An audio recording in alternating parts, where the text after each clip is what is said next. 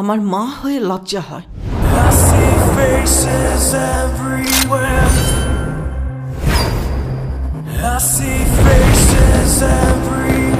আর তোমার ছেলের বাবা হয়ে এতটুকু লজ্জা হয় না?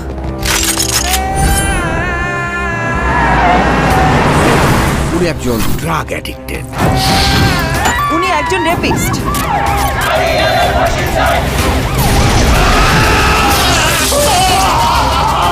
আপনার ছেলে একটা জানোয়ার।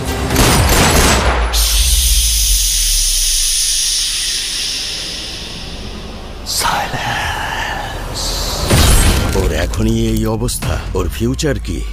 আমি আমার ফিউচার নিয়ে ভাবি না, অতীত নিয়েও ভাবি না।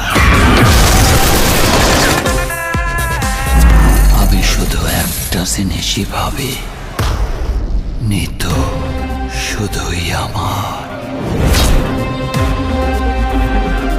নিতুরে না পারলে আমি পুরা দুনিয়া বরবাদ করে দিতে পারি।